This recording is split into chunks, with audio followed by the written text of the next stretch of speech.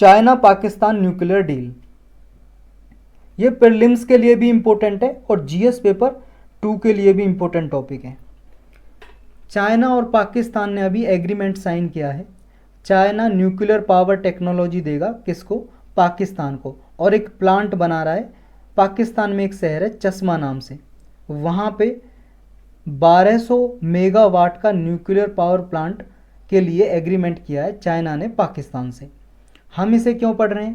देखो हमारे लिए भी इम्पोर्टेंट है, हमारा नेबर है पाकिस्तान, न्यूक्लियर पावर प्लांट बना रहा है। हो सकता है ये अपने न्यूक्लियर पावर प्लांट ना बनाने की वजह से न्यूक्लियर टेक्नोलॉजी को अपना न्यूक्लियर बम बनाने के लिए यूज़ कर ले, है कि नहीं, और ज़्यादा बम बनाए। वैसे तो ऑलरेडी हैं पाकिस्तान के पास न्यूक्लियर बम, नाभ के बम, एटम बम, हाइड्रोजन बम, लेकिन इस जो टेक्नोलॉजी ट्रांसफ़र की जा रही है इसका और दुरुपयोग ना हो, इसके लिए हमें देखना पड़ता है, मतलब पढ़ना पड़ता है। तो 20 जून को अभी चाइना पाकिस्तान ने एग्रीमेंट साइन किया है। पाकिस्तान में चश्मा न्यूक्लियर कॉम्प्लेक्स है, यहाँ पे न्यूक्लियर पावर प्लांट बनाया जा रहा है 1200 मेगावाट का। ये 5th रिएक्टर है जो चश्मा न्यूक्लियर कॉम्प्लेक्स में रखा गया है, जिसे नाम दिया C5। यहाँ पे ऑलरेडी 4 न्यूक्लियर रिएक्टर काम कर रहे हैं चश्मा में, जहाँ पे 325 मेगावाट की जो न्यूक्लियर रिएक्टर है एक, जैसे 4 रिएक्टर हैं, एक रिएक्टर 325 मेगावाट की न्यूक्लियर एनर्जी प्रोड्यूस कर रहा है, मतलब नाभिकीय ऊर्जा, बिजली बना रहा है भाई साहब 325 मेगावाट की एक न्यूक्लियर रिएक्टर। और 4 हैं ऐसे न्यूक्लियर रिएक्टर, नाभिकीय रिएक्टर, वो 4 325 मेगावाट के 325 मेगावाट के एनर्जी प्रोड्यूस कर रहे हैं। और अभी ये 5वां है जो चश्मा में चाइना ने ये मदद की है पाकिस्तान की बनाने के लिए। तो ये क्या है? चाइना का हुआलोंग 1 रिएक्टर है, ये यूज करेगा यहाँ पे। और इससे पहले देखो कराची में भी 2 प्लांट में चाइना ने सहायता की है पाकिस्तान की nuclear power plant, nuclear reactor बनाने के लिए। अभी जानते हैं चाइना ने जो पाकिस्तान को सहायता की है, कितने न्यूक्लियर पावर प्लांट बनाने के लिए सहायता की है। देखो पाकिस्तान के पास currently 6 China built nuclear plant हैं। 6 न्यूक्लियर प्लांट ऐसे हैं जिनमें चाइना ने सहायता की है।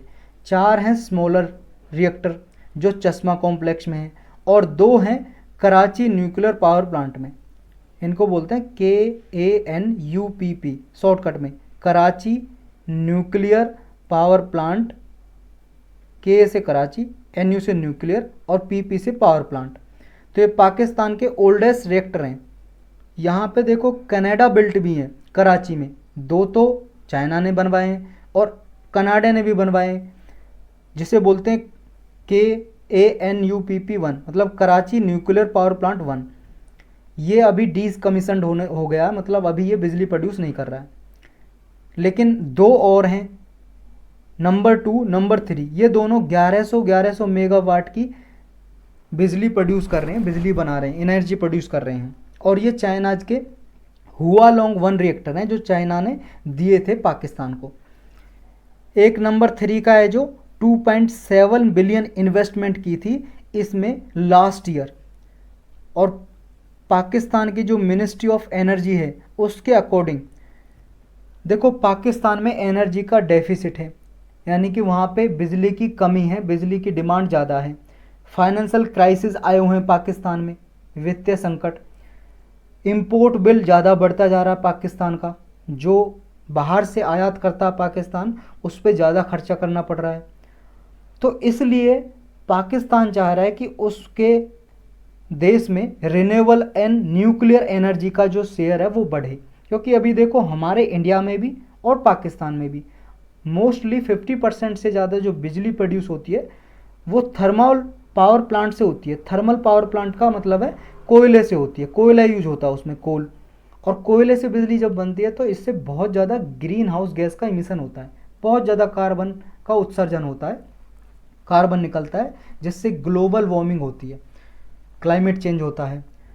तो पाकिस्तान चाह रहा है उसके यहाँ पे एनर्जी का जो शेयर है वो रिन्यूएबल एनर्जी, नवीनीकरण ऊर्जा को, या तो जैसे विंड एनर्जी, हवा से बनने वाली बिजली, या सोलर एनर्जी, सूरज से बनने वाली बिजली जिससे ग्रीन हाउस गैस का इमिशन नहीं होता, या न्यूक्लियर एनर्जी का हो। जिससे ग्रीन हाउस गैस का एमिशन नहीं होता या ना के बराबर होता है। करंटली देखो जो थर्मल सोर्स हैं पाकिस्तान में, उनसे 61% बिजली प्रोड्यूस होती है, मतलब कोयले से। हाइड्रो पावर जो बिजली होती है, हाइड्रो पावर प्लांट हैं जो पाकिस्तान में, उससे 24%। हाइड्रो पावर मतलब पानी से बिजली बनती है। न्यूक्लियर एनर्जी वो 12%, विंड और सोलर केवल 3%। तो ये अल्टरनेटिव या रिन्यूएबल एनर्जी पॉलिसी 2019 में पाकिस्तान ने लाई थी, जिसमें ये टारगेट रखा था कि रिन्यूएबल एनर्जी का जो शेयर है पाकिस्तान में अभी जो 3% है, उसको 30% तक लेके जाना है 2030 तक। अब ये तो रहा, हमने जान लिया पाकिस्तान कितनी एनर्जी कहाँ से प्रोड्यूस कर रहा है और कितने अभी न्यूक्लियर पावर प्लांट लगाए और चाइना ने क्या मदद की। अब रिसेंटली जो चाइना और पाकिस्तान की जो न्यूक्लियर डील हुई है, चश्मा कॉम्प्लेक्स में जो प्लांट लगा रहा है, न्यूक्लियर प्लांट लगा रहा है चाइना पाकिस्तान में, चश्मा में, तो इसके क्या इम्प्लीकेशन होंगे, क्या इसके संकेत हैं, क्या इसके इम्पैक्ट होंगे, प्रभाव होंगे। देखो चाइना सिविल न्यूक्लियर प्रोजेक्ट है जो चाइना का, वो पाकिस्तान के साथ, ये तब साइन हुआ है, तब देखो पाकिस्तान एनएसजी का मेंबर नहीं है। पाकिस्तान एनएसजी का मेंबर नहीं है। एनएसजी क्या है? Nuclear supplier group. यहाँ से ध्यान से सुनना है आपको, ये मेंस के लिए भी प्रीलिम्स के लिए भी इंपॉर्टेंट है, क्योंकि कई बार पूछा गया इनके बारे में, एनएसजी के बारे में, एनपीटी के बारे में। देखो पाकिस्तान ना तो एनएसजी का मेंबर है, न्यूक्लियर सप्लायर ग्रुप का, और ना ही एनपीटी का। एनपीटी का मतलब क्या है? Nuclear non proliferation treaty. इन दोनों का मेंबर नहीं है पाकिस्तान। क्योंकि देखो अगर किसी को एनएसजी का मेंबर बनना है तो उसे पहले एनपीटी का मेंबर बनना है, न्यूक्लियर नॉन प्रोलिफरेशन ट्रीटी का मेंबर बनना पड़ेगा। और पाकिस्तान एनपीटी का मेंबर नहीं है, तो एनएसजी का भी मेंबर नहीं है। और जो भी एनएसजी के मेंबर हैं, इसमें 48 मेंबर हैं, इसमें 48 देश इसके सदस्य हैं। एनएसजी जो ग्रुप है, न्यूक्लियर सप्लायर ग्रुप, 48 मेंबर इसके सदस्य देश हैं। अब ये न्यूक्लियर सप्लायर ग्रुप का जो चार्टर है, यानी कि जो इसके लॉ हैं, वो ये बोलते हैं अगर कोई मेंबर न्यूक्लियर सप्लायर ग्रुप का या एनपीटी का मेंबर नहीं है तो उसके साथ एनएसजी का कोई मेंबर न्यूक्लियर डील नहीं करेगा। यानी कि एनएसजी का मेंबर पाकिस्तान नहीं है और चाइना मेंबर है एनएसजी का, तो चाइना ने पाकिस्तान से डील कर ली। और ये इसके अगेंस्ट है, इसके रूल के अगेंस्ट, क्योंकि इसमें प्रॉपरली कहा है कि जो एनएसजी है वो न्यूक्लियर टेक्नोलॉजी ट्रांसफ़र से रोकेगा इसके मेंबर को। जो भी न्यूक्लियर सप्लायर के मेंबर हैं वो किसी दूसरे देश को जो एनएसजी का मेंबर नहीं है उसको नहीं देगा। और जिसने एनपीटी पे साइन नहीं किया है तो एनपीटी पे भी जिसने साइन नहीं किया उसको भी नहीं देगा। और पाकिस्तान दोनों का ही मेंबर नहीं है। लेकिन चाइना का आर्गूमेंट क्या है? चाइना ये बोल रहा है कि चाइना देखो ये कह रहा है कि जो चश्मा 3 या चश्मा 4 रिएक्टर हैं, इन पे देखो पहले ही डील कर ली थी पाकिस्तान से, जब चाइना ने एनएसजी को ज्वाइन नहीं किया था। न्यूक्लियर सप्लायर ग्रुप का मेंबर चाइना जब नहीं था, उससे पहले की डील हुई है पाकिस्तान से चश्मा 3 और चश्मा 4 रिएक्टर बनाने की। तो उसी को चाइना पूरी कर रहा है, कंप्लीट कर रहा है। एनएसजी बनने के बाद डील नहीं की है, पहले की है। चाइना का कहना यह है।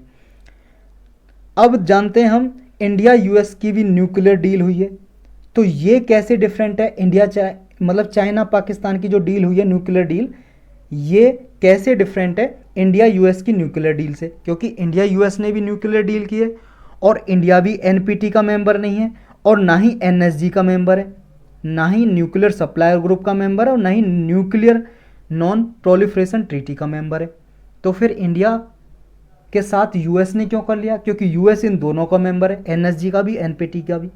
तो इंडिया ने क्यों कर लिया? मतलब ये दोगलापन कैसा? दोगलापन इसलिए भाई साहब क्योंकि इंडिया ने बहुत सारे स्टेप उठाए थे। और देखो जो एनएसजी है, एनएसजी ने इंडिया यूएस न्यूक्लियर डील के लिए, सिविलियन न्यूक्लियर डील के लिए वेवर दे दिया था। वेवर का मतलब एक तरह से त्याग देना या छूट देना, एक्सेप्शन। ये 2008 में एक्सेप्शन दे दी थी, वेवर दे दिया था कि India US civilian nuclear deal कर सकता है, मतलब बिजली बनाने के लिए डील कर सकता है, न्यूक्लियर एनर्जी बनाने के लिए, लेकिन मिलिट्री पर्पज के लिए नहीं, न्यूक्लियर बम वगैरह बनाने के लिए नहीं। तो ये सिविलियन न्यूक्लियर डील के लिए 2008 में वेवर दे दिया था एनएसजी ने, न्यूक्लियर सप्लायर ग्रुप ने इंडिया यूएस डील के लिए। लेकिन चाइना और पाकिस्तान की जो ये डील हुई है, इसमें एनएसजी ने वेवर नहीं दिया। जो न्यूक्लियर सप्लायर ग्रुप है इसने छूट नहीं दी थी, इसकी छूट के बिना चाइना और पाकिस्तान की डील हुई है। अब इंडिया है जो इंडिया को ग्रांट किया था ये वेवर, क्यों? क्योंकि इंडिया ने बहुत सारे स्टेप लिए थे, इसलिए एनएसजी ने वेवर दिया था, छूट दी थी इसलिए न्यूक्लियर सप्लायर ग्रुप ने। क्या क्या इंडिया ने स्टेप लिए थे? इंडिया ने देखो पहली बात तो ये अपनी जो भी न्यूक्लियर फैसिलिटी जहाँ पे बना रखी थी, न्यूक्लियर रिएक्टर बनाना था, सबको आईएईए के अंदर रखा। आईएईए एक इंटरनेशनल ऑर्गेनाइजेशन है, इसे पीस ऑर्गेनाइजेशन भी बोलते हैं, एटम पीस ऑर्गेनाइजेशन या international atomic energy agency. India इसका मेंबर है। इंडिया ने अपने न्यूक्लियर जो पावर प्लांट है वो इसके देख रेख में रखे। ये जांच करती रहती है कि कोई कंट्री न्यूक्लियर पावर प्लांट में न्यूक्लियर एनर्जी का गलत तरीके से तो यूज नहीं कर रहा है, न्यूक्लियर बम वगैरह बनाने के लिए यूज तो नहीं कर रहा है। तो ये इंडिया ने अपने सेफ गार्ड के अंदर, मतलब इसके सेफ गार्ड के अंदर रखे अपने पावर प्लांट। दूसरा स्टेप लिया कि इंडिया के जो सिविलियन प्रोग्राम था और मिलिट्री न्यूक्लियर प्रोग्राम, उसको दोनों को अलग अलग रखा, सेपरेट रखा। क्या सिविलियन ये है, क्या मिलिट्री ये है, कि यहाँ पे हम अपने न्यूक्लियर मिलिट्री पर्पज़ के लिए यूज करते हैं और यहाँ पे सिविलियन पर्पज़ के लिए, बिजली बनाने के लिए। तो इस तरह से अलग रखे। और जो टेस्टिंग का मॉरेटोरियम था, मॉरेटोरियम का मतलब जैसा है ऐसा बने रहना, यानी कि इंडिया का ये था कि हम 1998 में जो न्यूक्लियर बॉम्ब के लिए हमने टेस्टिंग की थी, उसके बाद ये रहा कि हम अभी न्यूक्लियर टेस्ट कोई भी नहीं करेंगे आगे फ्यूचर में। तो इस पर मॉरेटोरियम कंटिन्यू रखा। तो ये 3 स्टेप लिए थे इंडिया ने, तब जाके इंडिया की न्यूक्लियर डील हुई थी, इंडिया और यूएस की। और तभी एनएसजी ने उसे छूट दी थी इंडिया को, इंडिया और यूएस को डील करने के लिए, न्यूक्लियर सप्लायर ग्रुप ने। लेकिन पाकिस्तान ने ऐसा कुछ नहीं किया कमिटमेंट, ये परेशानी है। अब जान लेते हैं ये एनएसजी और एनपीटी क्या है। देखो जो न्यूक्लियर सप्लायर ग्रुप है, ये एक ग्रुप है जो रोकता है कि कोई कंट्री जो इसका मेंबर है एनएसजी का, वो किसी दूसरी कंट्री को न्यूक्लियर टेक्नोलॉजी ट्रांसफ़र नहीं करेगा, यानी कि न्यूक्लियर को प्रोलिफरेट नहीं करेगा। प्रोलिफरेशन या प्रोलिफरेट का मतलब है स्प्रेड करना, फैलाना। तो ना ही कोई ऐसा मटेरियल, इक्विपमेंट या टेक्नोलॉजी जो न्यूक्लियर वीपन्स बनाने के लिए मददगार हो, ऐसा नहीं भेजेगा कोई भी। जिनसे एटम बम, परमाणु बम या हाइड्रोजन बम बन सकते हैं, ऐसी टेक्नोलॉजी नहीं देगा। एनएसजी कब बनाया गया था? देखो इंडिया ने पहला अपना न्यूक्लियर टेस्ट किया था, कब? मई 1974 में, और उसका नाम रखा था स्माइलिंग बुद्धा। स्माइलिंग बुद्धा, उस टाइम पे इंदिरा गांधी की गवर्नमेंट थी। तो ये पहला न्यूक्लियर टेस्ट किया था कि हमारे पास उस टाइम पे टेक्नोलॉजी आ गई थी न्यूक्लियर बॉम्ब बनाने की भी। तो ये पहला टेस्ट किया था मई 1974 में। तो इसके बाद ही एक एनएसजी बनाया था, क्योंकि जिनके पास पहले न्यूक्लियर बॉम्ब थे जिनके पास, उन्होंने ये डील रख रखी थी, एक एनपीटी बना दी थी पहले, 1968 में साइन हुई थी और 1970 में लागू हो गई थी। इसके बारे में भी जानेंगे। इसमें यह था कि कोई भी और कंट्री जिनके पास ऑलरेडी है न्यूक्लियर बम, उनके पास तो रहेंगे, कोई और कंट्री न्यूक्लियर बम नहीं बनाएगा, ये था इसमें। लेकिन इंडिया ने इस ट्रीटी के बाद इस पे साइन भी नहीं किया था एनपीटी पे। उसके बाद मई 1974 में न्यूक्लियर टेस्ट कर दिया, नाम रखा स्माइलिंग बुद्धा। और एक किया था 1998 में, जिसका नाम रखा था ऑपरेशन शक्ति, 1998 में। ये भी याद रखना, ये अटल बिहारी वाजपेयी की गवर्नमेंट के दौरान हुआ था, ये इंदिरा गांधी गवर्नमेंट 1974 में। तो अब इसी के बाद जब इंडिया ने ये न्यूक्लियर टेस्ट किया, तब ये एनएसजी बनाया 1974 में, और लागू हो गया था 1975 में। पहली मीटिंग हुई थी एनएसजी की, न्यूक्लियर सप्लायर ग्रुप की। ये एक इनफॉर्मल ऑर्गेनाइजेशन है, इसका कोई भी हेडक्वार्टर नहीं है कहीं पे भी। और जो इसकी गाइडलाइंस है एनएसजी की, वो नॉन बाइंडिंग है। याद रखना, ऐसे पूछते हैं नॉन बाइंडिंग है या बाइंडिंग। नॉन बाइंडिंग मतलब अबाध्यकारी है, मतलब माननी जरूरी नहीं है। एनएसजी की जो गाइडलाइंस है, जो इसके मेंबर हैं, जो डिसीजन लेते हैं, वो कंसेंसस के बेस पे लेते हैं। कंसेंसस का मतलब है सबकी सहमति। इसके अभी 48 मेंबर हैं। अगर मान लो किसी और 49वां मेंबर बनाना है, तो सबकी सहमति होना जरूरी है। जब 48 मेंबर सारे के सारे बोलेंगे, तभी कोई दूसरा मेंबर बन सकता है। अभी इसका चेयरमैन कौन है एनएसजी का? अभी ब्राज़ील है, 2023-24 के लिए ब्राज़ील का चेयरपर्सन है, मतलब अध्यक्ष है इसका। इंडिया इसका मेंबर नहीं है एनएसजी का। क्यों मेंबर नहीं है? क्योंकि इंडिया एनपीटी का मेंबर नहीं है। इंडिया एनपीटी पे साइन नहीं किया था, नॉन सिग्नेटरी है इंडिया। और एनपीटी क्या है? न्यूक्लियर नॉन प्रोलिफरेशन ट्रीटी, या नॉन प्रोलिफरेशन ट्रीटी बोलते हैं सिंपल। ये एक इंटरनेशनल ट्रीटी है जो 1968 में साइन हुई थी, और 1970 में केम इनटू फोर्स हो गई थी। केम इनटू फोर्स का मतलब लागू हो गई थी 1970 में।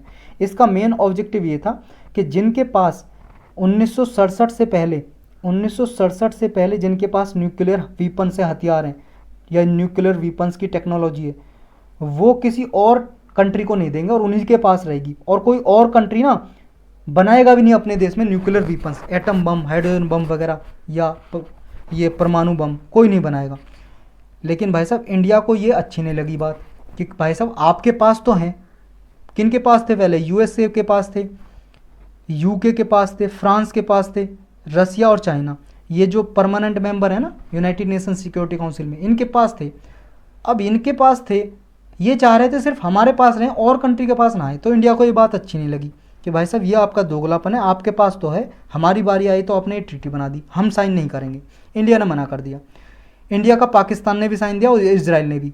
इजराइल और पाकिस्तान ने भी इस एनपीटी ट्रीटी को साइन नहीं किया, नॉन प्रोलिफरेशन ट्रीटी को। इंडिया ने बिल्कुल रिफ्यूज कर दिया क्योंकि इसमें यह कंडीशन थी 1967 से पहले जिसने कर लिया न्यूक्लियर टेस्ट, बाद में कोई नहीं करेगा। इंडिया ने साइन नहीं किया और फिर बाद में इंडिया ने 1974 में न्यूक्लियर टेस्ट भी किया, 1998 में भी किया, 2 बार किया। और हमारे पास अभी न्यूक्लियर बॉम्ब है, न्यूक्लियर वीपन्स भी हैं हमारे पास। चाइना क्यों अपोज करता है? देखो चाइना किसके लिए अपोज करता है? एनएसजी का मेंबर बनने के लिए इंडिया को। देखो मेजॉरिटी ऑफ द कंट्री है ना जो, वो चाहती है कि इंडिया एनएसजी का मेंबर बने क्योंकि इंडिया एक रेस्पॉन्सिबल कंट्री है, कभी अपने न्यूक्लियर बम किसी के खिलाफ यूज नहीं किए। और आईईए है जो इंटरनेशनल एटॉमिक एनर्जी एजेंसी, इसके अंदर अपना रखता है उनको देखभाल में, क्या हो आप चेक कर लो हम कोई गलत काम नहीं कर रहे हैं। तो ये सब कुछ करता है। और हमने नो फर्स्ट यूज की मतलब डॉक्ट्रिन भी अपनाया हुआ है। जो हमारा न्यूक्लियर डॉक्ट्रिन है, जो नाभिकीय सिद्धांत है हमारा, वो है हमारा नो फर्स्ट यूज का। नो फर्स्ट यूज का मतलब हमारे पास जो न्यूक्लियर बम है ना, न्यूक्लियर बम तो आप जानते हो ना, एक बम ऐसा पूरी की पूरी कंट्री को तबाह कर सकता है। हाइड्रोजन बम में तो पूरे के पूरे देश, 1 2 3 10 12 15 देश, पूरे पूरे कॉन्टिनेंट को तबाह कर सकता है, डिस्ट्रॉय कर सकता है, सारी प्रॉपर्टी को, सब लोगों को मार सकता है। तो हमारे पास जो न्यूक्लियर बम है, हमारा जो डॉक्ट्रिन है, न्यूक्लियर डॉक्ट्रिन हमारा है नो फर्स्ट यूज का, मतलब हम पहले यूज नहीं करेंगे। लेकिन हम पे किसी ने न्यूक्लियर बम फेंका तो फिर हम उसे इतना मारेंगे कि इतना वो सोच भी नहीं सकता। ये हमारा नो फर्स्ट यूज का डॉक्ट्रिन कहता है। तो इंडिया एक रेस्पॉन्सिबल पावर है। तो सारी मेजॉरिटी ऑफ कंट्री हैं उनमें से, मतलब एनएसजी की जो 48 मेंबर हैं उनमें से आधे से ज़्यादा मेंबर कहते हैं कि इंडिया को एनएसजी की मेंबरशिप दी जाए, भले ही इंडिया ने एनपीटी को साइन किया है या नहीं किया। क्योंकि एनएसजी में मेंबर बनने की पहली शर्त यही है कि वो पहले एनपीटी को साइन करे, नॉन न्यूक्लियर मतलब न्यूक्लियर नॉन प्रोलिफरेशन ट्रीटी को। लेकिन इंडिया ने एनपीटी को साइन नहीं किया, तब भी अधिकतर मेंबर एनएसजी के ये कहते हैं कि इंडिया को मेंबरशिप दी जाए। लेकिन चाइना अपोज करता है। और चाइना के साथ साथ ये कंट्री भी है, तुर्की है, टर्की बोलते हैं तुर्की, साउथ अफ्रीका, आयरलैंड, न्यूजीलैंड, ये कंट्री भी अपोज करते हैं। अपोज करने का मतलब विरोध करते हैं। और चाइना भी करता है। चाइना क्यों करता है? चाइना कहता है देखो पाकिस्तान भी तो एनपीटी का मेंबर नहीं है, अगर इंडिया को दी जा रही है एनएसजी की मेंबरशिप तो पाकिस्तान को भी दी जाए। ये पाकिस्तान की मतलब तरफदारी करता है चाइना। तो ये कहता है अगर इंडिया मेंबर बनेगा बिना एनपीटी के साइन किए हुए तो पाकिस्तान को भी मेंबरशिप दी जानी चाहिए। अब पाकिस्तान का रिकॉर्ड तो गुड नहीं है ना भाई साहब, पाकिस्तान का रिकॉर्ड अच्छा नहीं है। इस वजह से 2018 में यूएस ने पाकिस्तान के न्यूक्लियर फर्म पे न्यूक्लियर प्रोलिफरेशन के लिए सैंक्शन लगा दिया था, प्रतिबंध लगा दिए थे पाकिस्तान के रिकॉर्ड को देखते हुए। लेकिन इंडिया पर कभी ऐसा नहीं किया गया और इंडिया ने कभी इररिस्पॉन्सिबिलिटी दिखाई नहीं। तो एनएसजी के लिए मेंबरशिप लेने के लिए शर्त यही है कि एनएसजी में सारे डिसीजन होते हैं कंसेंसस के बेसिस पे, यानी कि जब सारे मेंबर बोलेंगे तभी कोई डिसीजन लिया जाता है। एक मेंबर भी अपोज करेगा तो डिसीजन नहीं लिया जाएगा। और चाइना आपको पता है अपोज करता आ रहा है इंडिया की मेंबरशिप के लिए, तो इंडिया को इसकी मेंबरशिप लेना थोड़ा डिफ़िकल्ट है। तो यही था इसकी